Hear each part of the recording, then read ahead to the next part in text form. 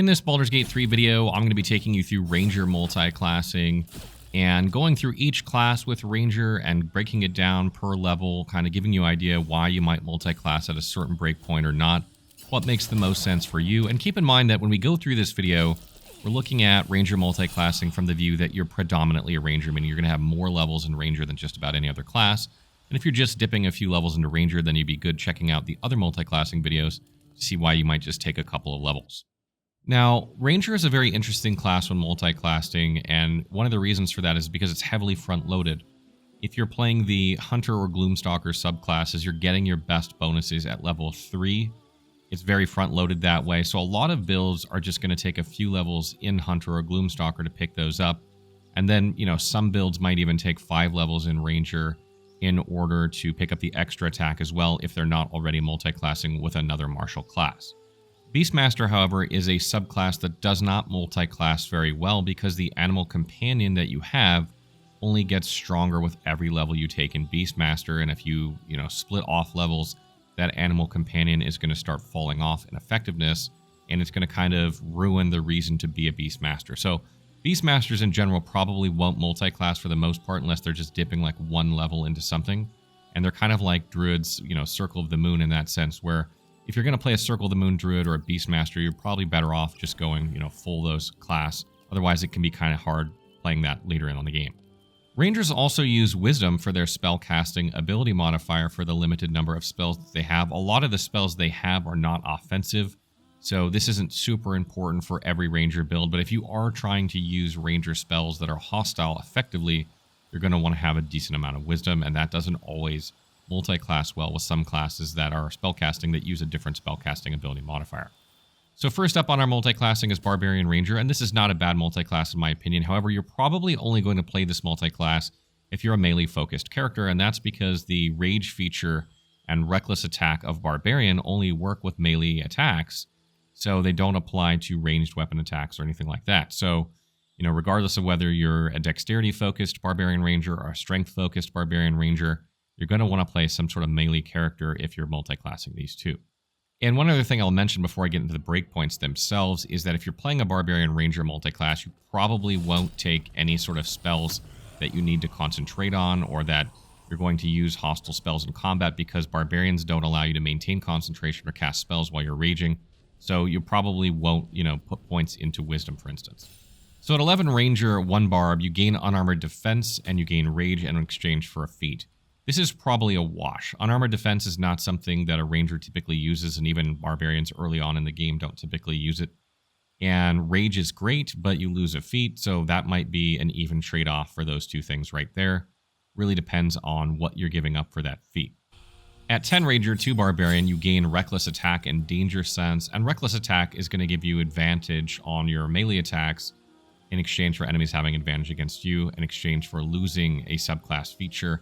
This is a good trade, in my opinion. Rangers don't have the strongest subclass features at level 11 if you're talking about Hunter and Gloomstalker. Reckless Attack is one of the best melee skills in BG3, so in order to pick that up, losing a subclass feature is not that bad at all in Danger Sense. It's just the icing on the cake. And then at 9 Ranger, 3 Barbarian, you gain a Barbarian subclass, you gain a Rage charge, but you lose 1 level 3 spell slot from Ranger, you lose the Hide in Plain Sight ability, and you lose 1 Natural Explorer and Favorite Enemy. This is a great trade, in my opinion. Barbarian subclasses are quite strong, particularly at level 3. They're pretty front-loaded, in my opinion. Losing 1 level 3 spell slot isn't that big a deal here anyway, because you're probably not using, offensive level 3 spells, because you can't cast them while rage. You're not probably hiding that much if you're playing a Barbarian Ranger. And Natural Explorer and Favorite Enemy, you're already going to have 2 versions to pick from of each of these at this point, so it's not like you're going to have a lot left that you want to do with those. At 8 Ranger, 4 Barbarian, you gain a feat in exchange for losing Ranger level 3 spells and slots. And this really depends here, because again, you're not probably going to be leaning into the spellcasting of Ranger, so this might actually be a better breakpoint than 9 and 3 for you. Just depends on what spells you're losing out on. At 7 Ranger, 5 Barbarian, you gain an extra attack from Barbarian that does not stack with the Ranger, so that's effectively nothing, and you gain fast movement, but you lose a feat and land stride difficult terrain, which allows you to move through difficult terrain as normal. This is not a good trade. 8 and 4 is better than this. Do not go 7 and 5. So then at 6 Ranger, 6 Barbarian, you gain a Barbarian subclass feature and a Rage Charge in exchange for losing 1 level 2 Ranger spell slot and a subclass feature from Ranger. I think this is worth it in my opinion. Barbarian subclass features at level 6 tend to be stronger than Ranger subclass features at the same level, plus getting that additional Rage Charge. And again, you're not really going to be focusing too much on spell casting if you're going Barbarian Ranger, so losing a 1 level 2 spell slot shouldn't be end of the world. I think 6 and 6 is definitely much better than 7-5, and it may even be better than 8 and 4, depending on what you're gaining here. Because obviously, if you lose a feat, that feat might be better. So you're probably going to go 8 and 4 or 6 and 6 if you're going this multi-class. Next up, we have Bard multi-classing with Ranger, and this is actually a pretty good combination, in my opinion. Bards have a lot of things going for them that Rangers can take advantage of. For instance, they have more skills that they can use. They have Bardic Inspiration, which can be used to buff other players and themselves, depending on what subclass they take if they get that far. They have Song of Rest. And it's just a good pairing, in my opinion, because you can kind of forego Wisdom on your Ranger if you don't plan to use Ranger spells and focus on Charisma if you'd rather use Bard spells. So that's probably the thing that you would want to do, depending on how far into Bard you go, obviously. But the further you go into Bard, the more sense it makes to just drop Wisdom and focus on Charisma if you're going to have a secondary stat. So at 10 Ranger, 2 Bard, which I think is the lowest amount of Bard levels I would recommend taking. You gain Bard level 1 spells, you gain cantrips, you gain Bardic Inspiration, Song of Rest, Jack of all trades, and you lose a feat and a subclass feature, and this is probably worth it, in my opinion, more than it's not, but it's not like the best breakpoint, in my opinion. And then at 9 Ranger, 3 Bard, you gain Bard level 2 spells, you gain a Bard subclass, you gain Expertise and 2 skills, but you lose Hide in Plain Sight and Natural Explorer and Favorite Enemy. Hide in Plain Sight is kind of rough to lose, but it's not the greatest thing in the game. Picking up that Bard subclass is fantastic. Bard's subclasses are very front-loaded. They gain a lot when you first pick them up.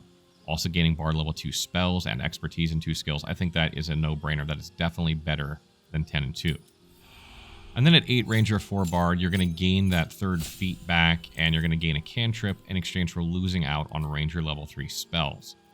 And this really comes down to how much you want those Ranger level 3 spells. And if you are really going to be focusing on spell casting with Bard spells, Charisma might be a better stat. Obviously, the further you go into Bard, the more that makes the case for it. So not sure 8 and 4 is the best place to stop unless you really want that feat. Otherwise, you might be better on going a little bit deeper or stopping at 9 and 3. At 7 Ranger, 5 Bard, you gain Bard level 3 spells, you gain Font of Inspiration, which allows you to recharge your Bardic Inspiration on short rest, as well as long rest. You gain Improved Bardic Inspiration, which makes it a D8, in exchange for losing a feat and Landstride Difficult Terrain. This is a no-brainer, in my opinion. If you're going to go, 8 and 4, unless you really need that feat, 7 and 5 is absolutely better. And then if you go 6 Ranger, 6 Bard, you gain a Bard subclass feature and you lose a subclass feature of Ranger. This is probably a good trade depending on the subclass of Bard that you chose. If you chose College of Lore, for instance, this is great, as you'll get extra magical secrets at this level. But if you chose Valor or Swords, you're only going to gain extra attack here, which does not stack with the Ranger's extra attack. So this would not be a good place to stop if you chose those subclasses. And another viable multi-class here would be you could take theoretically 5 Ranger, 5 Bard, and then like 2 Fighter in order to gain some, like a fighting style, in order to gain Action Surge and Second Wind. All those things could benefit this build. So that might not be a bad thing as well, because you don't necessarily really need 6 levels of Ranger or 6 levels of Bard unless you're playing College of Lore. So if you're playing College of Valor, College of Swords, you might consider going 5 Ranger, 5 Bard, 2 Fighter. So then we come to Cleric multiclassing with Ranger, and this is a decent multiclass in my opinion. Clerics use Wisdom for their spell casting ability modifier, just like Rangers do, so there's a little bit of natural synergy there. And you don't have to worry about, do I take Charisma or do I take Wisdom like you do with Bard? So it might be easier if you're a newer player trying to put together a multiclass. This one might go further for you. So let's take a look at 11 Ranger and 1 Cleric. Here you would gain Cleric level 1 spells, the domain spells of the subclass that you chose or domain you chose.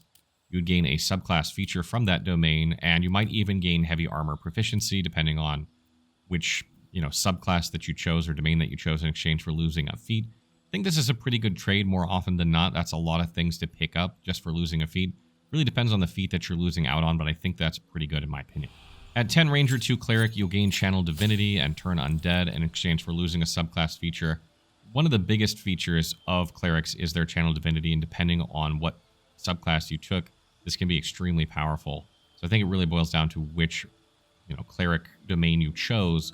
But losing a subclass feature from Ranger isn't the end of the world here. Their subclass features later on are not always the greatest, depending on what subclass they chose. So I think this is more often than not probably good.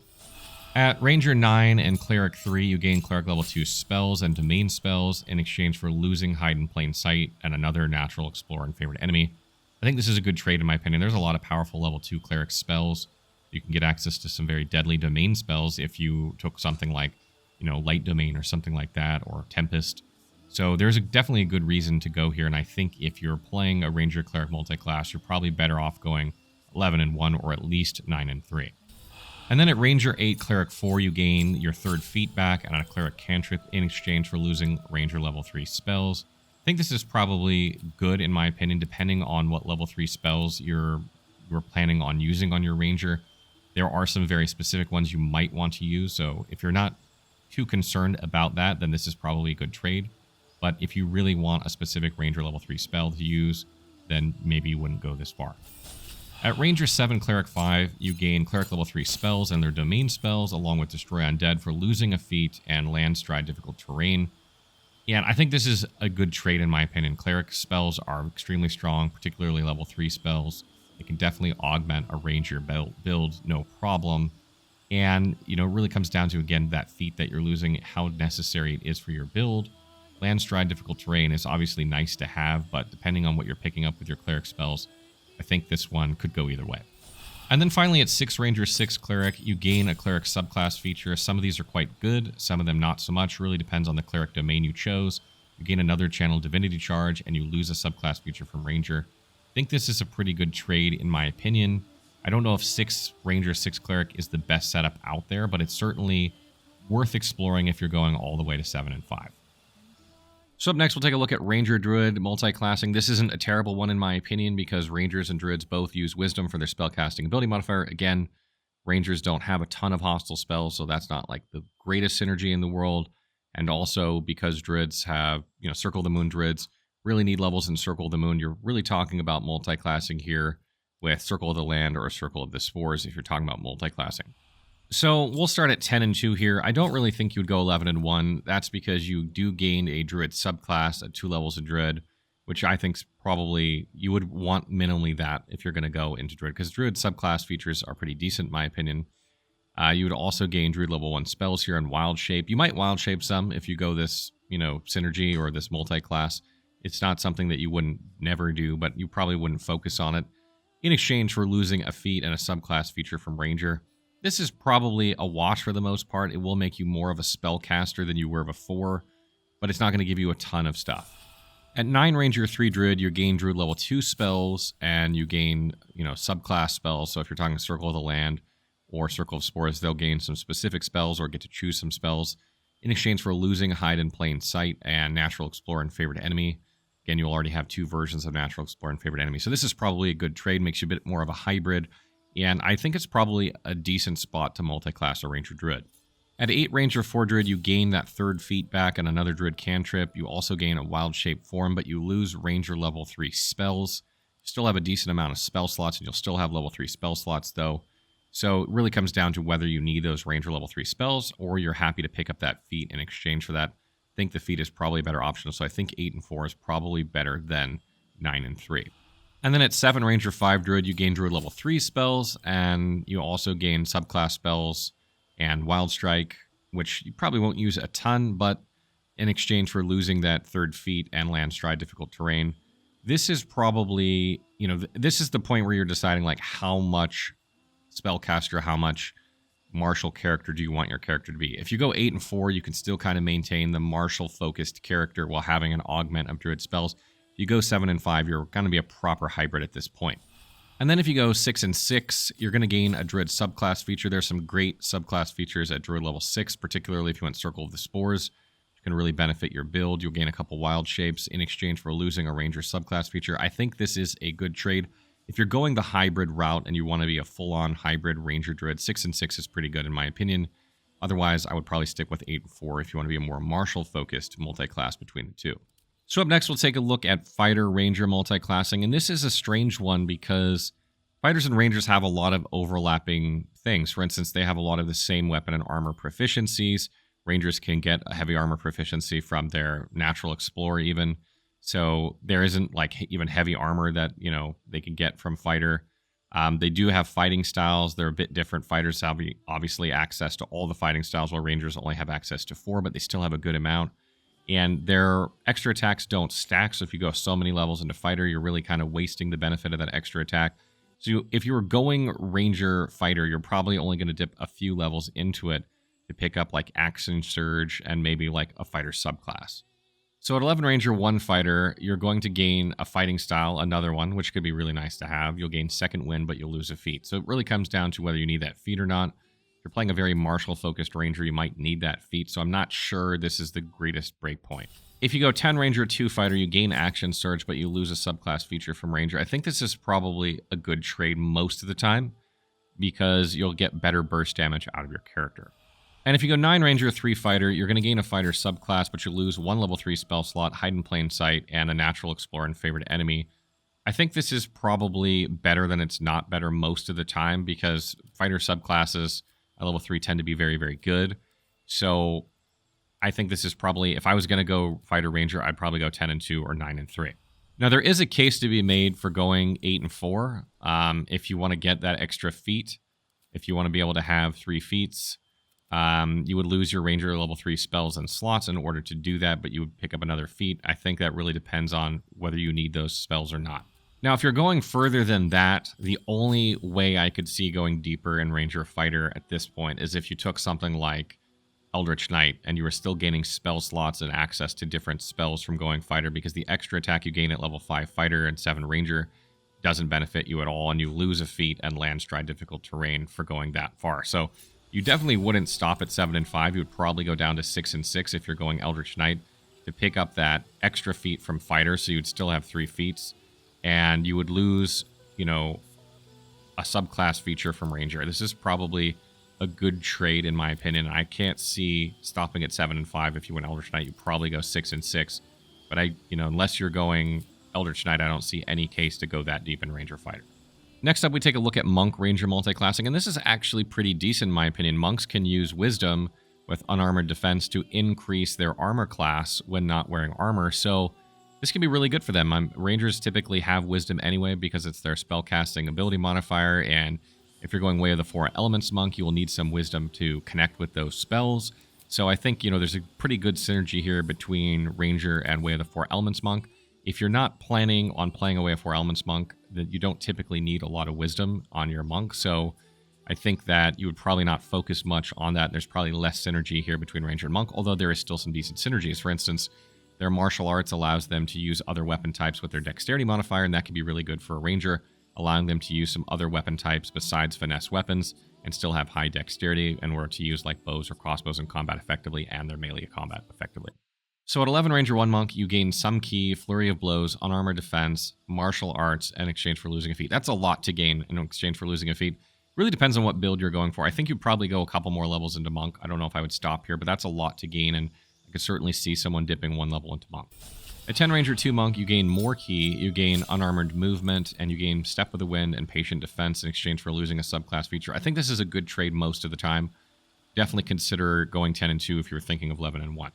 Now at 9 Ranger 3 Monk, you gain another key, you gain Deflect Missiles, you gain increased unarmed damage, and you gain a Monk subclass in exchange for losing a level 3 spell slot, Hide in Plain Sight, Natural Explorer, and Favorite Enemy. I definitely think if you went 10 and 2, you might as well go 9 and 3. Like, I can see 11 and 1 because you don't want to dip much into Monk. But if you're going to go 10 and 2, I think 9 and 3 is a better break point than 10 and 2. And then if you go 8 Ranger 4 Monk, you gain another key, you gain Slow Fall, and you gain that third feat back, but you'll lose Ranger level 3 spells and spell slots. And this really comes down to whether you want those Ranger level 3 spells or not, and those spell slots. Keep in mind that if you're playing like a Way of the Four Elements Monk, you can, still cast spells with, those, they're spells, quote unquote, from that subclass, so you may not need these. At 7 Ranger 5 Monk, you'll gain more key, you'll gain extra attack, which does not stack with Ranger, so that's wasted, but you will gain Stunning Strike, allow you to attempt to stun enemies when you attack them, which is quite nice, but you will lose a feat and Landstride difficult terrain in order to pick that up. I don't think I would stop here.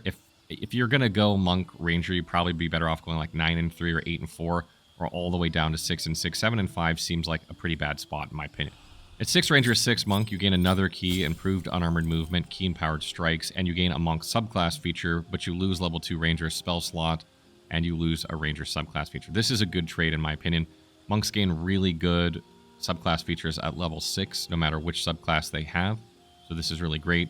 And you're just talking about basically losing 1 Ranger level 2 spell, and the subclass features of Ranger are not that great at level 6 in my opinion.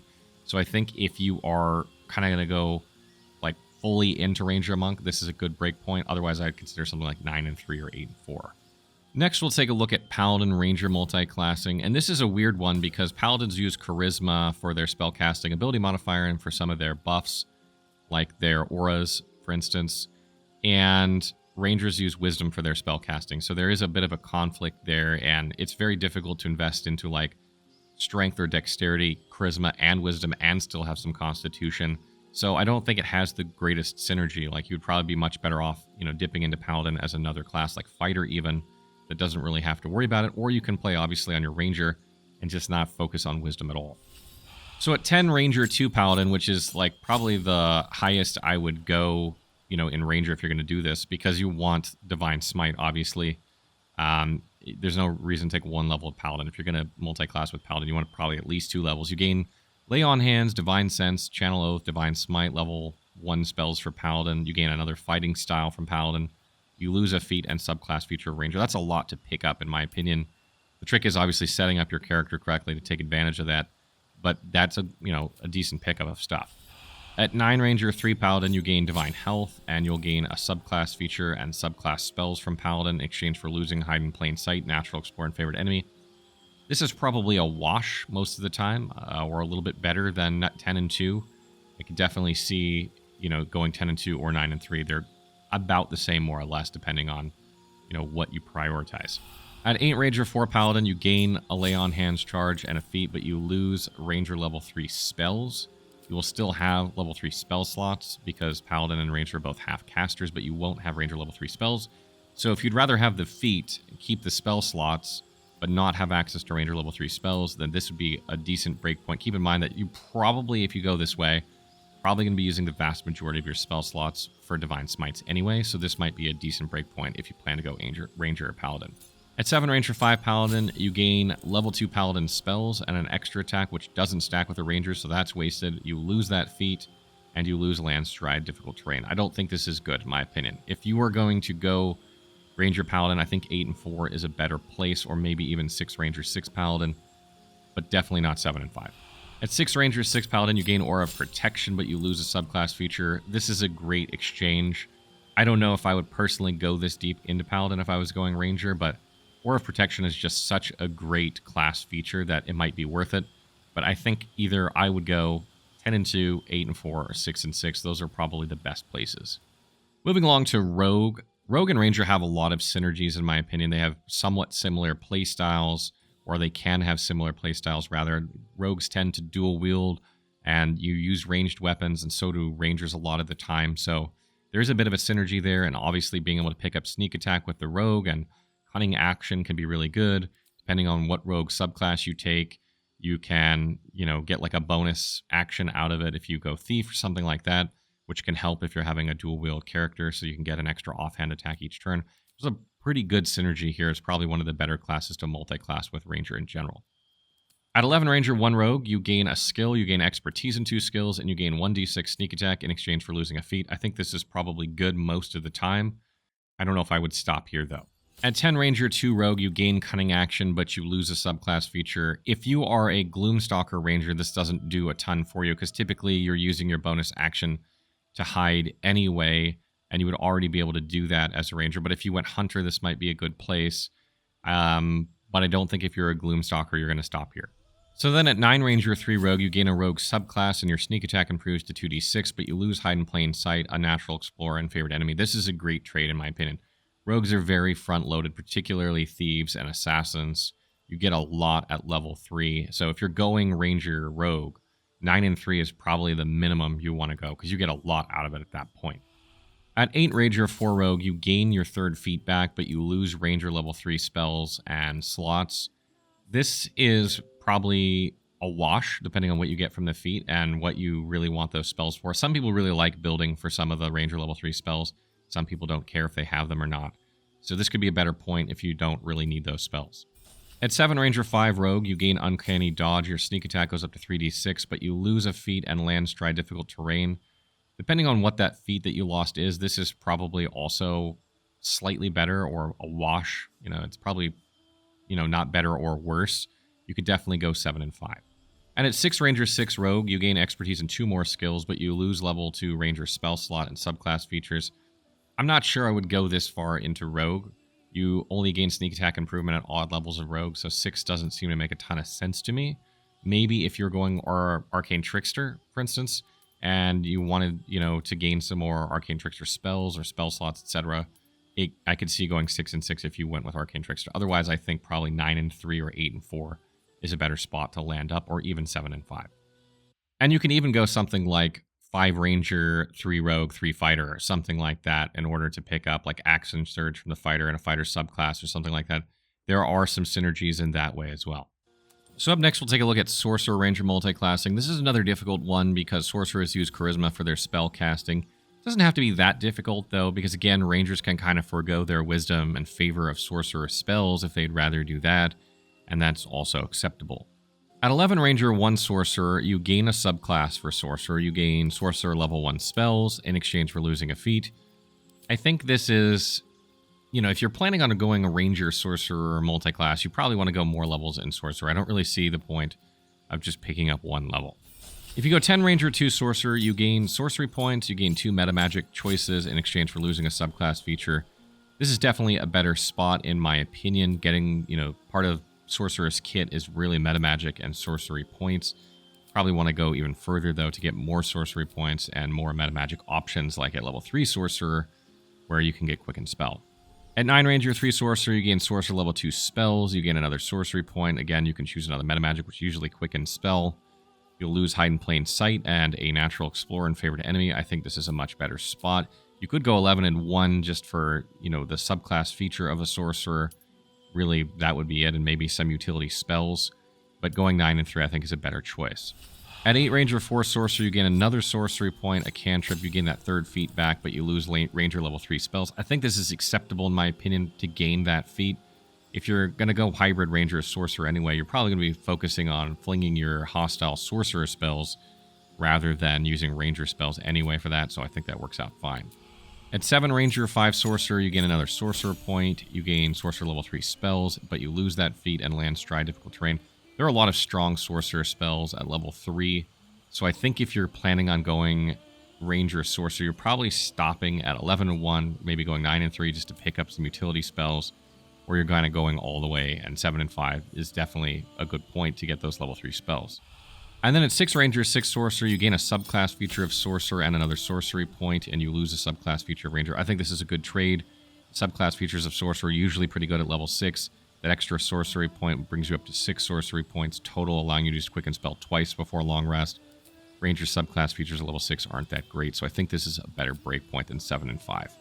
Up next, we come to Warlock Ranger Multiclassing, and just like with Sorcerer, even though Warlocks use Charisma for their spell casting and Rangers use Wisdom, you can focus on Charisma rather than Wisdom with a build like this, because Rangers don't have that many hostile spells anyway, so it's kind of less important than it would be with some multi-classes. So at 10 Ranger, 2 Warlock, I don't think I would go to 11 Ranger just because you gain a lot at 2 Warlock. You're going to get a subclass feature from whatever Warlock subclass you chose, 2 level 1 spell slots, and choice of Warlock spells. You're going to gain 2 Eldritch Invocations, and you'll lose a feat and a subclass feature. This is probably a wash, in my opinion. Like, I don't think you're going to come out stronger as a Ranger by doing this. I think I would go further into Warlock if I was going to multi-class with Warlock, but that would be the bare minimum. At 9 Ranger, 3 Warlock, you gain level 2 spells and slots. Your Warlock slots upgrade. You gain a Pact Boon, but you do lose a level 3 spell slot, Hide in Plain Sight, and Natural Explorer in favor to enemy from Ranger. I think that's a pretty good trade in my opinion, but again, if I'm going 9 Ranger, 3 Warlock, I don't think I would stop here. At 8 Ranger, 4 Warlock, you're going to get a cantrip. You're going to get that 3rd feat back, but you'll lose Ranger level 3 spells. And slots, again, this really depends on whether you need those spells and slots or you need that feat. You're probably going to need the feat here with this multi-class. So I think this is probably a better spot than 9 and 3 generally. At 7 Ranger and 5 Warlock, you gain level 3 spells for your Pact Magic, and those spell slots upgrade. You gain another Eldritch Invocation, you gain Deepened Pact, which means if you went like Pact of the Blade or something, you would gain an extra attack that does stack with the Ranger's extra attack, which is quite strong. Admittedly, that does not apply to, honor mode of the game, but it does apply to every other mode. So if you're playing every other mode, this is a pretty good multi-class, but if you're playing honor mode, might not be as good. And then at 6 Ranger, 6 Warlock, you gain a Warlock subclass feature in exchange for losing level 2 Ranger spell slot and subclass feature. This is probably slightly worse than it is better. I think if I was going to go Ranger Warlock at this point, I don't think I would go 6 and 6. You could go like 5 Ranger, 5 Warlock, 2 Fighter, something like that. Probably hold you better. Or you could go like 5 Ranger, 5 Warlock, 2 Paladin in order to pick up Divine Smite, something like that. And then lastly, we come to Wizard Ranger multi-class. And again, this is another one that works fine. And initially, it looks like it wouldn't work because Rangers use Wisdom and Wizards use Intelligence. But again, not a lot of hostile Ranger spells. And if you're going to go a Ranger Wizard multi-class, you'd probably focus on Strength or Dexterity, Constitution, and then Intelligence. You would probably forego Wisdom anyway. So at 10 Ranger, 2 Wizard, which again is the highest I would go in Ranger if you're going to do this because you gain a subclass at level 2 of Wizard, and those subclass features are really strong a lot of the time.